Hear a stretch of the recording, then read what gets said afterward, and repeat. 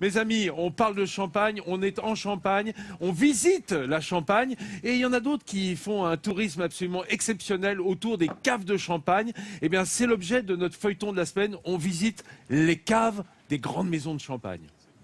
Because Dom Ruinart was not only important for the history of Ruinart, but for the entire region. He inspired the whole Champagne history, actually. Ils viennent du monde entier chaque année. Plusieurs centaines de milliers de visiteurs arrivés tout droit d'Asie, des États-Unis ou tout simplement de Grande-Bretagne pour découvrir les caves extraordinaires des maisons de Champagne. 300 maisons au total représentant du savoir-faire français. 337 millions de bouteilles sont produites chaque année sur les 4 départements de la Champagne-Ardenne. Ça représente la joie de vivre à la française.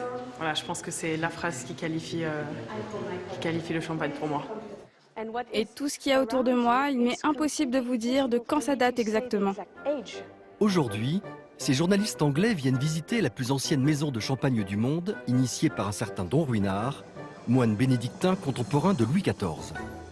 Ces bâtiments et ces crayères de 30 mètres de profondeur, fondés en 1729 par son neveu Nicolas Ruinart, viennent tout juste d'être classés au patrimoine mondial de l'UNESCO.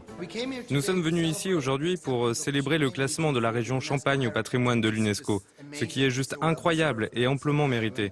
Donc je suis venu visiter différents lieux et caves. Cette maison de Champagne se situe sur l'emblématique colline du mont Saint-Nicaise. Elle possède les crayères les plus profondes, de véritables cathédrales souterraines et des galeries de plus de 8 km de long. Un patrimoine exceptionnel. Sous nos pieds, à une trentaine de mètres, se trouvent les caves dans lesquelles les vins vieillissent. Et puis en surface, donc les bâtiments où on met le vin dans la bouteille, où ensuite on habille la bouteille et puis on la prépare pour l'expédition. C'est vraiment un patrimoine vivant. Vous voyez, on a des visiteurs qui viennent découvrir les crayères. Et c'est en fait le fils de notre fondateur qui a été le premier à avoir l'idée d'utiliser ces crayères pour y entreposer ces bouteilles de champagne. Au milieu du XVIIIe siècle, Nicolas Ruinart découvre les crayères et décide d'y faire vieillir ses bouteilles de vin de champagne. Cet environnement offre les conditions idéales à la fermentation et la maturation des bouteilles, une technique vieille de 250 ans. Cette craie, c'est un matériau qui est vraiment extraordinaire parce qu'elle peut stocker beaucoup d'eau. Et lorsqu'on se trouve à plusieurs dizaines de mètres de profondeur comme ici, eh bien ça garde la fraîcheur. Donc toute l'année, on est toujours à la même température, entre 10 et 12 degrés Celsius. Et puis on a évidemment beaucoup d'humidité, on est à plus de 90% d'humidité.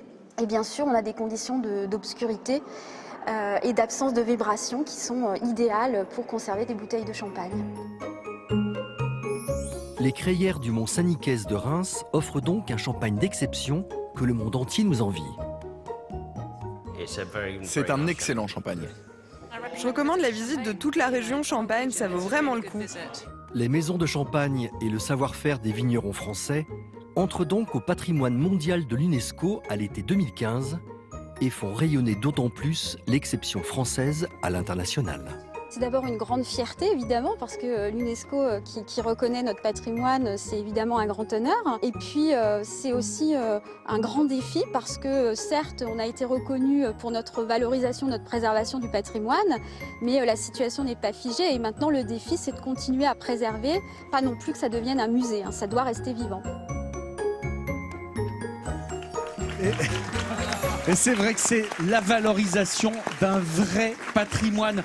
On ne peut plus français, ce champagne. C'est la plus ancienne maison, c'est la première maison de champagne. Marie-Charlotte Vanberg, vous étiez journaliste, vous êtes devenue une des ambassadrices de cette maison qui a été fondée en 1729.